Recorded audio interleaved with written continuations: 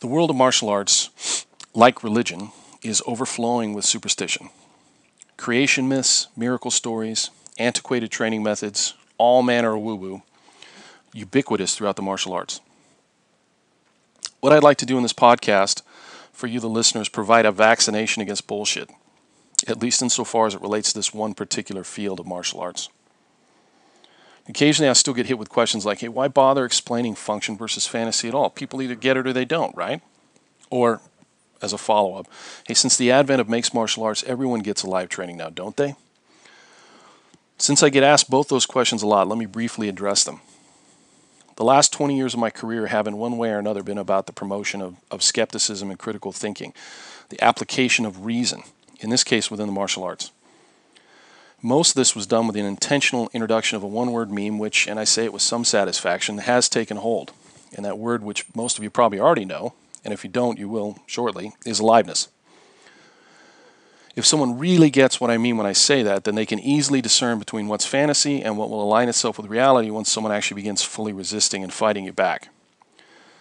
And just like critical thinking, it isn't the conclusion or the technique that defines whether someone can actually pull off a movement against a non-cooperating opponent, but it's the process one used to arrive at that conclusion. In this case, a training method that makes all the difference in the world. That practical skill set, understanding that process, whether it's learned within the martial arts or in another field or in a critical thinking class, can translate into all areas of our lives and make improvements.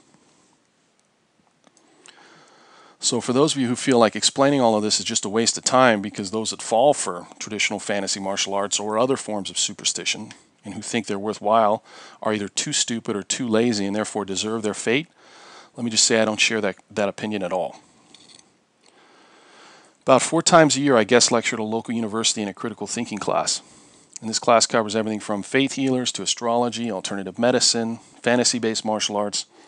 You can probably guess which topic I'm there to discuss. We start with various film clips from people like George Dillman, famous for his no-touch knockouts, yellow bamboo kung fu, silat, other related delusions, and then I follow with a discussion on the distinction between live combat sports and these type of dead pattern fantasy systems. As a skeptic, I find that sharing critical thinking skills on these topics is both rewarding and important, and anyone that thinks distinguishing between reality and these sorts of superstition is common sense just haven't spent enough time looking at the data or talking to the average student, even graduate students. As for the second part, that everyone now gets it, since mixed martial arts has become so popular, and therefore the need for this discussion about training methods is moot, let me point out that that assumption is really just that. It's an assumption.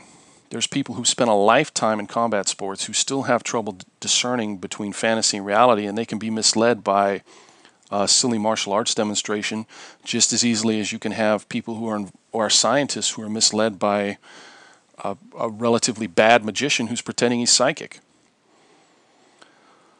The reality is that the comments that are made and the questions I get asked, things like, well, boxers skip rope, don't they? Or baseball players have batting practice, or the ever popular, hey, we spar too, as if these comments relate in some way, shape, or form to what we mean by aliveness, indicates in and of itself that these people don't understand what the concept means yet.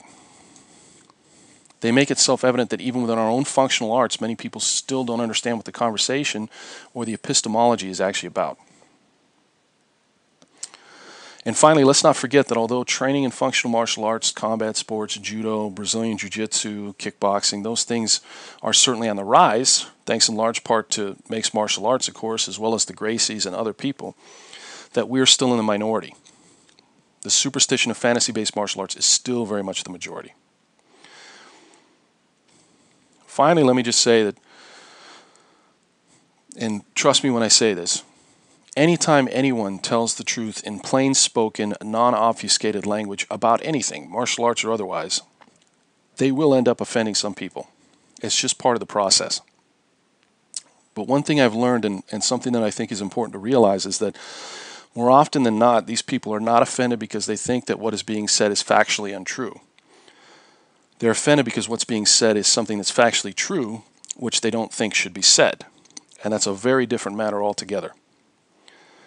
Some of you might be offended by things I say in this podcast or things that I write, but let me assure you that isn't the reason I talk about these subjects or the reason I write.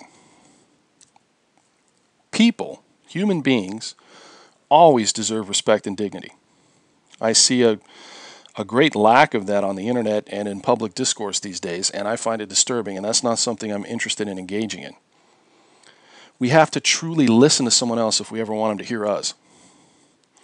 However, as true as it is that people deserve dignity, it's equally true that ideas do not. And when the philosophy, the fallacy of tolerance is applied to ideas themselves as opposed to people, I believe that the result can be toxic. We create an environment where reason cannot be used to differentiate between good and bad concepts. If we refuse to admit that our preferences do not determine reality, we create an environment where reality can't be improved. And this is why we shouldn't be timid when it comes to articulating why a bad idea is just that, bad. Because while blunt and authentic dialogue is guaranteed to offend some people, stupid and dangerous ideas can be fatal to all of us. So if you have a taste for authenticity, if truth in the fact sense of the word is valuable to you, if you, like me, want to have your beliefs align with actuality as much as we can, if you've outgrown the desire for comforting delusion, if you find that polite but insincere dialogue distasteful at this point in your life, then I think you'll enjoy what goes on this podcast, and you'll enjoy our columns and articles. Because reality, and I absolutely believe this, reality is way cooler than any fairy tale we make up about it.